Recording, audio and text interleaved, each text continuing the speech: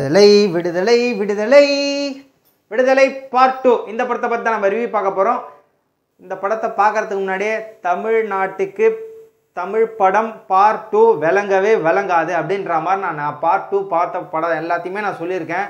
ஆனால் அப்படிலாம் ஒரு ஈர வெங்காயமோ கிடையாது அப்படின்னு சொல்லிட்டு நம்ம வெற்றிமாறன் தவிடுபுடியாக்கிட்டாரு. சீக்கிரமாக இங்கே எங்கேயாவது ஒரு இடத்துல வெற்றிமாறனையும் நம்ம எங்கேயாவது ஒட்டணும். சரி மக்களே, ரிவ்யூக்குள்ளே போயிடலாம். ஏன்னா இந்த படத்தோட நான் ஒன்லைனர்லாம் சொல்ல விரும்பல. ஏன்னா இது அப்படியே கண்டினியூஷன் தான். பார்ட் 1ஓட கண்டினியூ தான் இது பார்ட் 2 அப்படின்றனால இந்த படத்துக்கு ஒன்லைனர் நான் சொல்லணும் தேவைப்படலை. சரி, இப்போது இந்த படத்தில் ப்ளஸ்ஸாக நீ எதை பார்க்குற, மைனஸாக எதை பார்க்குற, ஆஸ் யூஷுவல் நீ சொல்கிற மாதிரியே சொல்லிவிடு அப்படின்னு கேட்கறதுக்கு முன்னாடி நான் ஒன்று சொல்லிடுறேன். நான் படம் பார்த்துட்டு வெளில வரும்போது பப்ளிக் ரிவ்யூ எடுப்பேன். அப்போ ஒரு பப்ளிக் சொன்னார், ஏங்க இந்த மாதிரிலாம் எடுத்து ஸ்பாயில் பண்ணுறீங்க அப்படின்ற மாதிரி சொன்னார். சார் நான் எதுவும் ஸ்பாயில் பண்ணலையா சார், நீங்கள் அந்த மாதிரிலாம் பண்ணக்கூடாது, சட்டப்படி தப்பு அப்படின்லாம் சொன்னார். சார் அந்த மாதிரி ஒரு சட்டம் ஒன்றும் போடலை, போட்டாங்கன்னா நான் கண்டிப்பாக ஃபாலோ பண்ணிக்கிறேன் சார், தேட்டர் உள்ளேருந்து எடுக்கக்கூடாதுன்ற மாதிரி அந்த தேட்டரில் இருக்கிற சங்கத்தில் சொல்லியிருக்காங்க. நான் தேட்டருக்கு வெளியிலேருந்து கூட நான் எடுத்துக்கிறேன் சார் அப்படின்ற மாதிரி நான் அவர்கிட்ட நான் சொல்லிட்டேன். எங்களுக்குள்ளே கொஞ்சம் வாக்குவாதமும் போச்சு. குறிப்பிட்டு நான் அவர்கிட்ட நான் சொல்லிடுறேன், நான் எப்பவுமே கதையை ஸ்பாயில் பண்ண மாட்டேன். அவர்கிட்ட நான் அதையும் அப்பயே நான் சொன்னேன், நான் கதையை நான் ஸ்பாயில் பண்ணவே மாட்டேன்.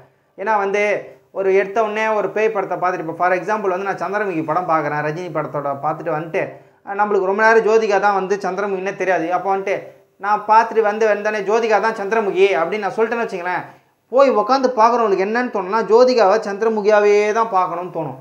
அதனால தான் நான் கதையை ஸ்பாயில் பண்ணவே மாட்டேன். இது இவர் இப்படி அப்படின்லாம் சொல்ல மாட்டேன். இந்த படத்தில் ப்ளஸ்ஸு மைனஸ்ஸு அவ்வளோதான். படம் நல்லா இருக்கா நல்லா இல்லையா, நம்ம காசு ஒர்த்தா, நம்ம டைமு ரொம்ப ரொம்ப ஒர்த்து இல்லையா, இதை மட்டும் தான் நான் சொல்லுவேன். அதுக்கப்புறம் நீங்கள் முடிவு பண்ணிங்க இந்த படத்துக்கு நான் போகணுமா வேணாமான்றதை. சரி, ஓகே.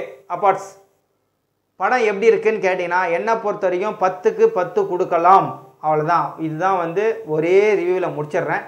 மியூசிக்கில் பூந்து விளையாடிட்டா இருப்பான் நம்ம ராஜா.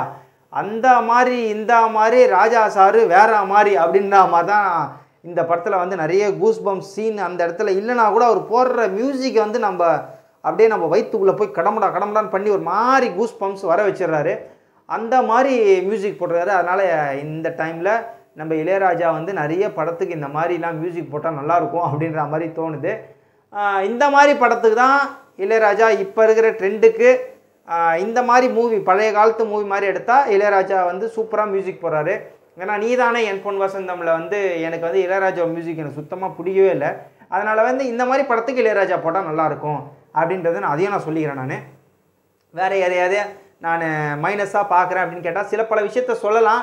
ஆனால் அது அந்தளவுக்கு மைனஸ்ன்னு நான் சொல்ல மாட்டேன். ஏன்னு கேட்டிங்கன்னா ஃபஸ்ட் ஹாஃப் எப்படி போச்சுன்னே தெரில, செகண்ட் ஹாஃப் நம்ம டைம் பார்க்குற அளவுக்கு போகுது அப்படின்ற மாதிரி தான் தோணுச்சு. இன்னும் ஒன்றும் படம் முடியல அப்படின்ற மாதிரி தான் அந்த இது தான் இருக்கே தவிர, மற்றபடி ரொம்ப ஜவ்வாக இழுக்கிறாங்க அப்படின்லாம் நான் சொல்லிட மாட்டேன். மற்றபடி படம் நம்மளுக்கு கிட்டத்தட்ட ஒரு 2 மணி நேரம் 50 நிமிஷம் நினைக்கிறேன்.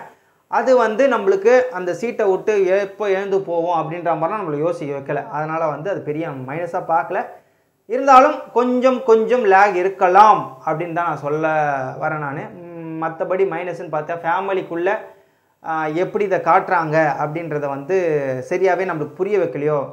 பார்ட் 1ஓட ஹீரோயின் என்னன்னாங்கன்னு சொல்லிட்டு நம்மளுக்கு இதில் பார்க்கலான்னு பார்த்தா அதை எதுவுமே காட்டல. அதெல்லாம் நான் ஒரு பெரிய மைனஸாக பார்க்குறேன். விஜய் சேதுபதியோட ஃபேமிலி இது காட்டல. அதை நான் ஒரு பெரிய மைனஸாக பார்க்க மாட்டேன். ஏன்னு கேட்டிங்கன்னா அவர் முழுக்க ஒரு போராளியாக இருக்கார்.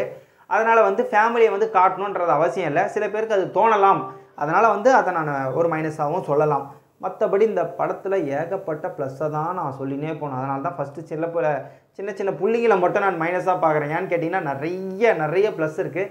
இன்னொரு பெரிய மைனஸாக எதை பார்க்குறேன்னா, விடுதலை பார்ட் 1ல் ஒரு கட் பண்ணாமல் ஒரு 3-4 நிமிஷத்தை காமிச்சிருப்பாங்க. ஒரு ஃபுல் சீனை கட் பண்ணாமல் அப்படியே கண்டினியூஸாக காமிச்சிருப்பாங்க. அந்த மாதிரி இதில் என்ன வருமோ அப்படின்ற மாதிரி எனக்கு தோணுச்சு. ஏன்னா ஒரு சீனை காமிச்சிருக்கலாம், அந்த மாதிரி எதுவும் காட்டல. அதை நான் ஒரு மைனஸ் கிடையாது, என்னோடய எதிர்பார்ப்பு, அவ்வளோதான். மற்றபடி அது மைனஸ்ன்னு நான் சொல்ல மாட்டேன்.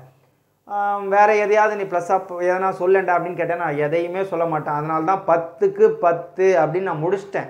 அதனால் வேறு எதையும் நான் ப்ளஸ்ஸாக சொல்லி உங்களை நான் இது பண்ண விரும்பலை. நான் நீங்களே போய் படத்தை பார்த்துருங்க. தயவு செய்து தேட்டரில் போய் பாருங்கள். உங்களோட டைமும் காசும் ஒர்த்து இந்த படத்தை பார்க்கலன்னா நான் எதுவும் சொல்கிறதுக்கு இல்லை.